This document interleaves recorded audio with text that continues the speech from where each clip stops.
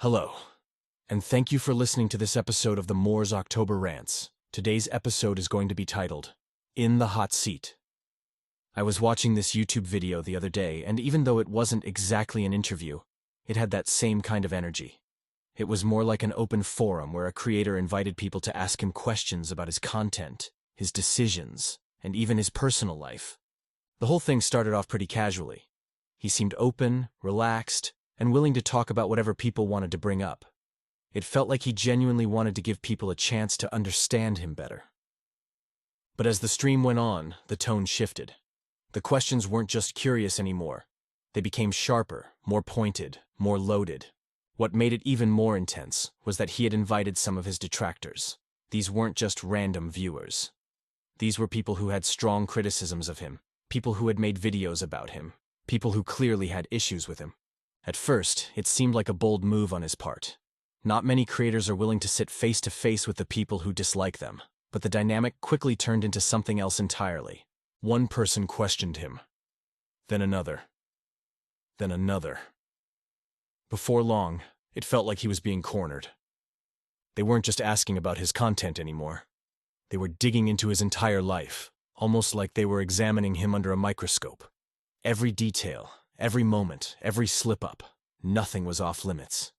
They were combing through his past like they were using a fine-tooth comb, determined to find something wrong. It stopped feeling like a conversation and started feeling like an interrogation. He was in the hot seat, and they were determined to keep him there. They kept bringing up old mistakes, old comments, old decisions, things he had already addressed, things he had grown from, things that didn't define who he was anymore. And as I watched it, something clicked for me. You could do that to anyone. If you put someone under that kind of scrutiny, if you dig deep enough, if you go far enough back, you will always find something to criticize. And the irony is that any one of the people questioning him could have been put in that same position.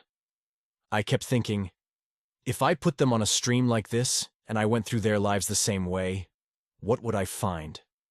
Because the truth is, everyone has something. Everyone has said something wrong. Everyone has done something they regret. If I wanted to, I could sit any one of them down and go through a long list of their own mistakes.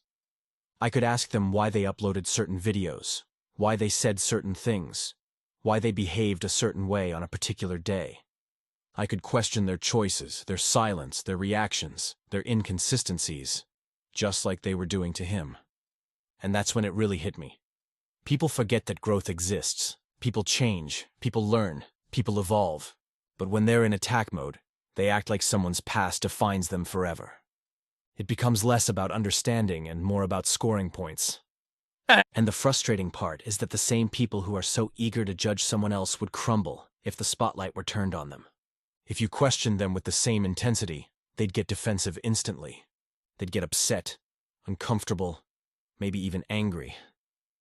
Because suddenly it wouldn't feel fair anymore. It's like it's only acceptable when they're the ones doing the judging. But the moment you flip the script and start examining their actions, they act like you're crossing a line. There's a kind of innocence people pretend to have when they're criticizing someone else. They act like they've never done anything wrong, like they've never made a mistake, like they're somehow morally superior. But that's just not reality.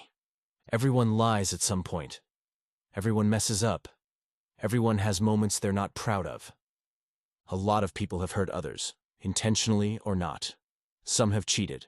Some have betrayed trust. Some have said things they wish they could take back. Yet those same people will sit there and judge someone else for doing the exact same things. That's where the hypocrisy really shows. They accuse someone of behavior they've probably engaged in themselves. They act shocked or outraged, even though they're not innocent either. And the part that bothered me the most was how much they focused on negativity. For almost half the stream, at least the half that was recorded and turned into a video, it was all criticism, all accusations, all negativity.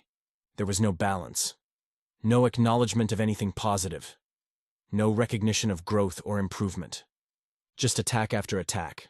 And the thing is, I could walk into anyone's stream and do the exact same thing. I could pick apart every mistake they've ever made and make them look like a terrible person if I wanted to.